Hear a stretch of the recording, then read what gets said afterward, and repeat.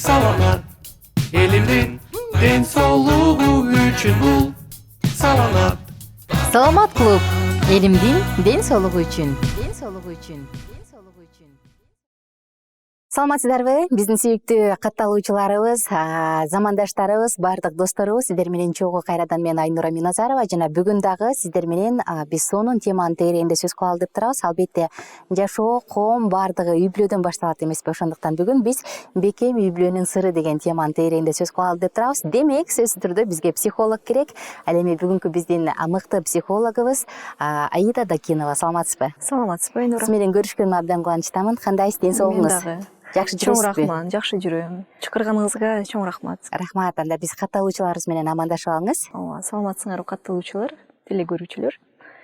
Мен кубанычтамын ушул студияга келгениме. Айда эже, ушул негидир акыркы учурларда мага ушул үй бүлө баалуулуктары, үй бүлө институту, негизи үй бүлө социологиясы деген нерсе мындай талкаланып бараткандай сезилет да. Анан адамдар андан көрө мен мындай жашаганым жакшы дегенчи, анан карап туруп эмне үй бүлөдө адам бактысыз болобу деген суроо жаралып кетет да. Чындыгында эми ар бирибиз үй бүлөлүү болушубуз керек а бирок чындыгында бактылуу үй бүлө курууга мүмкүнбү деген суроо менде бар да. Негизи өзүңүздүн ошо сиз баягы практикующий психолог эмеспи, келген адамдардан улам же көргөн адамдардан улам негизи эле бактылуу үй бүлө курууга мүмкүнбү азыркы заманда, заманбап 21-кылымда? Албетте, суроо мүмкүнбү дегенден башталса мүмкүн. Анан бактылуу адам болуш үчүн, бактылуу үй бүлө куруш үчүн бул кадамдарды жасаса болот, определенный бир действияларды кылса болот. Анан адам адегенде эң биринчи өзү бактылуу болгондо гана жакындарын, үй бүлөсүн, балдарын бактылуу кыла алат да. Анда ошол бактылуу жөнүндө сөз кылсак эле, эң эле алгач бул үй бүлөнүн пайдубалында эмне турушу керек? Үй бүлө эмнеден курулушу керек, эмне болушу керек? Азыр мисалы заманбап жаштарды карасаң, баары брак по расчету деген нерсе бар эмеспи? Анан карап туруп материалсыз жашоо дагы мүмкүн эмес, бирок материалдыкка негиздесең сезимдериң жок калат дегендей го, мындай 50-50. Анан бул учурда элестетсең, анда үй бүлөнүн бактылуу болушу үчүн негизинде эмне турушу керек? Мен айтып кеткендей, эң биринчиден адам өзүнө өзү суроо бериш керек да. Өзү бактылуу, мен бактылуумунбу? Анан бактылуу болуш үчүн эмне кылсам болот деп, анан өзүн эң биринчи адегенде бактылуу сезиш керек. Демек, ошондо гана анан ал башка адамдар менен таанышып, сүйлөшүп, үй бүлө куруп, андан тышкары бала чакалуу болуп, анан өзүнүн ошол бактылуусун башкаларга тартуулашы мүмкүн да. Демек, эң биринчи бул өзүнөн башташ керек. Бактылуу адам болбосо, ал кандай гана мисалы үй бүлө курат, туурабы? Бирок курушу мүмкүн, бирок бактысыз болуп калат да. Ошондуктан көп проблемалар чыгып атпайбы, ошо көйгөйлөрчү, могу семья курулат, бактысыз эмес. Ошондуктан 1-2 жылдан кийин, 5 жылдан кийин, 7 жылдан кийин семья, үй бүлө куруп калат да. Себеби эмнеден? Анткени бул ошол үй бүлөгө даярдык жок болгондо, үй бүлөгө бир мындай фундамент коюлган эмес да. Бул деген үй салып келатканда биз фундамент, основательно фундамент коебуз, бүт проекттерин карайбыз, плюс минустарын карайбыз, Акчабызды эсептейбиз. Албетте, ооба. Ошонун баарын карап топтоп туруп, анан кийин гана биз основательно үй салабыз да. Анысы кандай дагы үй бүлө куруу деген бул өтө ответственный жана өтө мындай основательный подходить этиш керек деп ойлойм да ушул суроогочу. Анан үй бүлөнүн пайдубалы жөнүндө бул эми адегенде мен ойлойм сүйүү деп, менин оюм боюнча сүйүү. Анткени сүйүү сезимдер жок болсо, кандай гана сен үй бүлө курасың? Мисалы, бактысыз деп ойлойм да. Сүйүүсүз үй бүлө бактысыз жашашат да. Расчет деп атасыз, расчетты деле никто не отменял. Расчет мурунтан эле бар болчу, азыр деле бар, эми будущем деле болот го деп ойлойм да.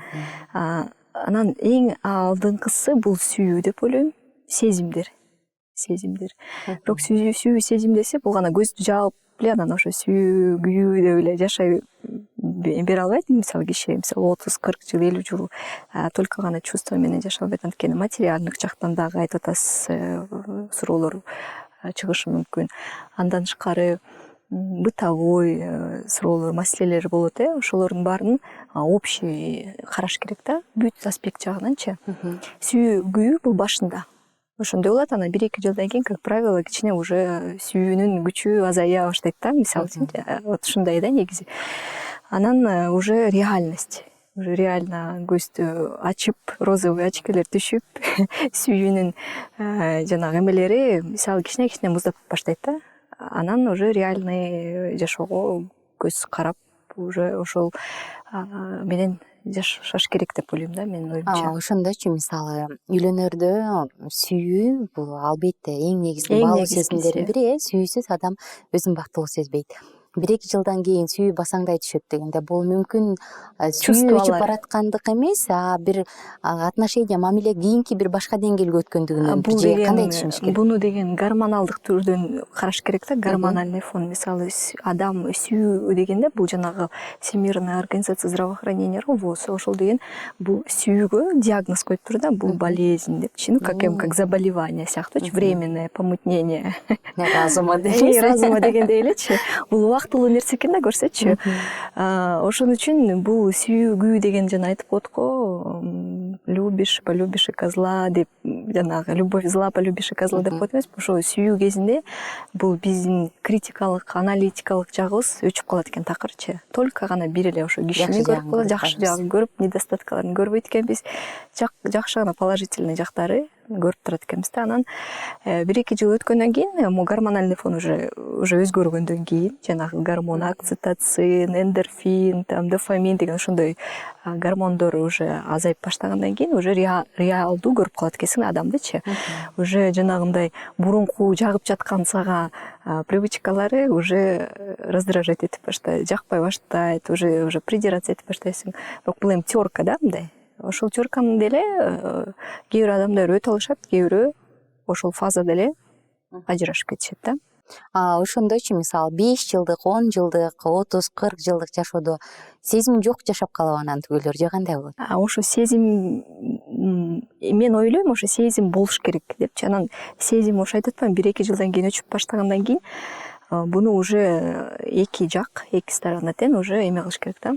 Работать этиш керек, иштеш керек, работа над собой. Уже ошол сезимдерди кайра эми жаңылантпасаң дагы уже ошону поддерживать этип турганга постоянно бири-бирибизди сыйлап туруш керек, уважать этип туруш керек, общение кылып туруш керек, общий интересы болуш керек да, ошондой. Мен ушул жерден бир адамдын оюн окудум эле. Мүмкүн уксаңыз керек, Сүйүүнүн 5 тили деген бестселлердин автору Гэри Чапмен. Ал айтат да, сүйүүнү багыш керек депчи. Бул сүйүү жоголуп кетпейт дейт, сүйүү өчүп калбайт дейт. Мисалы 5 жылдык, 7 жылдык эмес дейт, аны болгону багып туруш керек. Багыра айтканда, көбүнчө үй бүлөлүк жашоодо кандай баягы баш кошуп, эми бүттү, мен сага жеттим, сен меникисиң дегенден кийин расслабляться этип калышат. Эркек адам биринчи колун таштап коет да, болду, меники. Жумуштан келгенде энди өзүн карабайт, келинчегине көңүл бурбайт, мүмкүн баягы бытовуха башталат да. Анан бул учурда айым, бул жөн эле алган турбайбы, мени сүйбөйт турбайбы деп баштайт эмеспи? Ошол учурда тескерисинче адамды андан ары кененирээк тааныш үчүн дагы бир кандайдыр бир сиз айткандай иштеп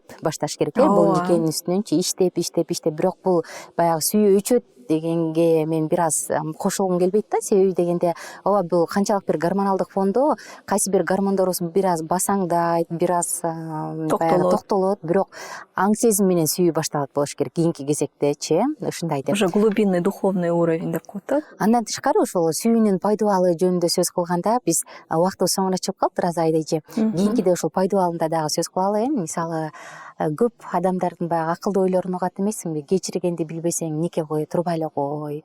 Дагы башка толтура сөздөр бар эмеспи? Ушулардын тегерегинде да бир аз сөз кылабыз. Ал эми азыр болсо катталуу учурубузга кайталалы. Бизден алыстабаңыздар. Эгерде суроолор бар болсо, кандайдыр бир жашооңузда көйгөй болуп турса, маңдайыбызда психолог эжеке бар, биз сиздерди байланыштыра алабыз. Ылдый жакка комментарий жазып коюңуз. Анан ушул подкастты дагы жакындарыңыз менен бөлүшүп кеткенди унутпаңыз. Мен болсо сиздер менен убактылуу коштошом. Сизге келип бергениңиз үчүн чоң рахмат айтычы. Таанышканыбызга кубанычтабыз. Сизге дагы чоң рахмат. Анда кийинки подкасттан кайрадан ушул теманы улантабыз. Сак саламатта туруңуздар. Бул саламат элимдин ден соолугу үчүн бул саламат Саламат клуб элимдин ден соолугу үчүн.